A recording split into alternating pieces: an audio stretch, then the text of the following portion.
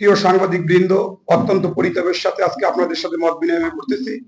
বিগত 16 তারিখ অবদারহাটে আওয়ামী লীগ, যুবলীগ ও নিষিদ্ধ ছাত্রলীগ সহ রাস্তাঘাট অবরুদ্ধ করে কোড়াইপাড়া জনজীবনে যে বিঘ্ন সৃষ্টি করে সরকারি গাছ কাটে, এই গাছ কাটা এবং রাস্তা অবরোধকে কেন্দ্র করে ইতিমধ্যে কোড়াইপাড়া থানায় 155 জনকে আসামি, এজাহারভুক্ত আসামি ও 13,000 লোককে অজ্ঞাত আসামি করে একটি মামলা রুজু করা হয়। আমি অত্যন্ত দুঃখের সাথে জানাচ্ছি, এই মামলায় অনেককে আসামি করা হয়েছে যারা সাধারণ আমজনতা, কোনো রাজনীতির সাথে জড়িত না। এবং এই মামলায় যারা গ্রেপ্তার হয়েছে অনেক সাধারণ পথচারী, শ্রমজীবী মানুষ। আমরা মেহনতি মানুষের জন্য রাজনীতি করি, সাধারণ মানুষের জন্য রাজনীতি করি।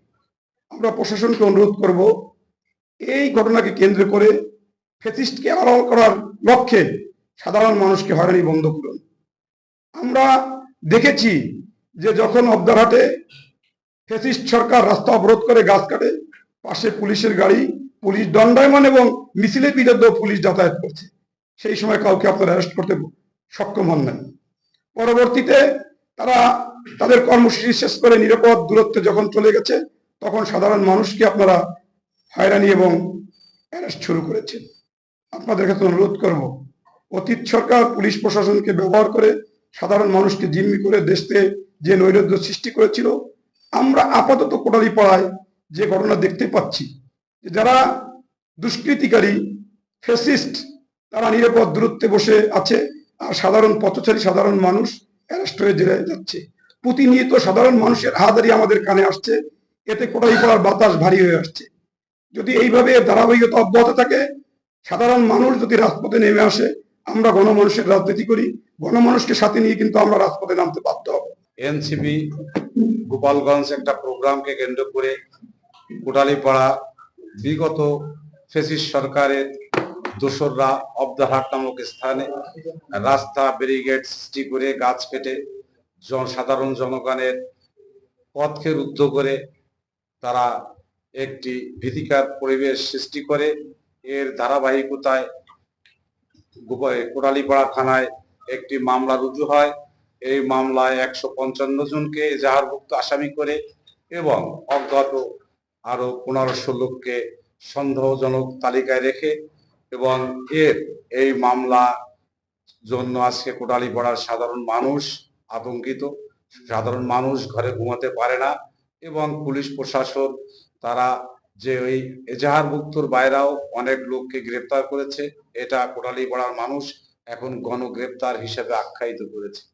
এবং কোটালীপাড়ার প্রিয় সাংবাদিক বৃন্দ এবং প্রিন্ট মিডিয়া, ইলেকট্রনিক্স মিডিয়ার সকল সাংবাদিক বৃন্দর দৃষ্টি আকর্ষণ করে আমরা অনুরোধ করব যে এই মামলাটি যে হয়েছে এবং আজকে আমরা যারা বিএনপি করি এবং তার সহযোগী সংগঠন এই মামলার সাথে কোনো প্রকারই সংশ্লিষ্ট না, এবং কে বা কাহারা এই নামগুলো দিয়েছে এবং সাধারণ মানুষগুলা আজকে আতঙ্কিত, এবং আগামীতে যাতে সাধারণ মানুষ আতঙ্কিত না হয় এবং সাধারণ খেটে খাওয়া মানুষ, শ্রমজীবী মানুষ এবং চাকরিজীবী ছাত্র আম জনতা যাতে এই গ্রেপ্তার না হয়, এবং যারা প্রকৃত এই পথ অবরুদ্ধ করেছিল, সহিংসতা ঘটনা ঘটিয়েছিল, তাদের জানি ভিডিও ফুটেজ দেখে আইনের আওতায় নিয়ে আসা হয় এবং নিরপরাধ মানুষগুলো জানি তাদের মুক্তভাবে চলাফেরার সুযোগ দেয়।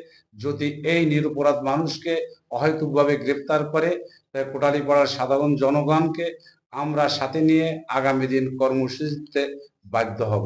বাংলাদেশ জাতীয়তাবাদী দল কোটালীপাড়া উপজেলা ও পৌরসভা দ্বারা অঙ্গ সংগঠন কর্তৃক আয়োজিত গত 16ই জুলাই বাংলাদেশের যে ফ্যাসিস্ট সরকার পতিত হয়েছে, তার কিছু লোকজন আমাদের অবদারহাটে রাস্তা বন্ধ করে জনসাধারণের পথঘাট বন্ধ করে দিয়ে যে অরাজকতা সৃষ্টি করেছে, এই অরাজকতার কারণে কোটালীপাড়া উপজেলা পুলিশ প্রশাসন তাদের 155 জনকে আসামি করে একটা মামলা দায়ের করে এবং 1500 জনকে অজ্ঞাত রাখে। এই মামলায় দেখা যায় যে কোটালীপাড়ার বিভিন্ন স্তরের জনতা, ছাত্র, শিক্ষক, কৃষক, ভ্যান চালক, মেহনতি মানুষ যারা রাস্তায় পাচ্ছে তাদেরকেই ধরে নিয়ে আসা আসামি করে চালান দিচ্ছে। আমরা এই গ্রেপ্তারের নিন্দা জানাচ্ছি যে আর যদি পুনরায় এইভাবে গ্রেপ্তার করা হয় তাহলে আমরা কোটালীপাড়া উপজেলা বিএনপি ও পৌর বিএনপি কোটালীপাড়া সাধারণ জনগণকে সামনে নিয়ে আমরা এর প্রতিবাদ করব যাতে আর এইভাবে এই প্রশাসন তাদের ইচ্ছা মতো আর মামলা না করতে পারে। আমরা আরো কোটালীপাড়া থেকে এটাও জানাচ্ছি যে বাংলাদেশ জাতীয়তাবাদী দল আমরা কোটালীপাড়া টুঙ্গিপাড়া যারা আমরা এস.এম. জিলানী ভাইয়ের নেতৃত্বে এই আজকের এই সাংবাদিক সম্মেলন করতেছি, তিনি আমাদেরকে বলেছেন যে কোটালীপাড়া সাধারণ মানুষ যাতে আর নির্যাতিত না হয়, গণগ্রেপ্তার না হয়, এই গণগ্রেপ্তারকে বন্ধ করার জন্য আপনারা সাংবাদিক সম্মেলন করেন। আমরা আজকে এই জন্য সাংবাদিক সম্মেলন করতেছি এবং আমরা প্রশাসনকে এই কথাই জানাইতেছি যে পুনরায় যদি আর এইভাবে গণগ্রেপ্তার করা হয় তা আমরা নতুন করে কর্মসূচি দিতে বাধ্য হবো ইনশাআল্লাহ। আমরা এই বলে আজকে আমার এই বক্তব্য শেষ করছি। সবাইকে ধন্যবাদ, সাংবাদিক ভাইকে ধন্যবাদ, আমাদের নেতা কর্মী যারা উপস্থিত আছে তাদেরকে সবাইকে ধন্যবাদ জানিয়ে আমি আমার বক্তব্য শেষ করছি। খোদা হাফেজ, সবাইকে ধন্যবাদ।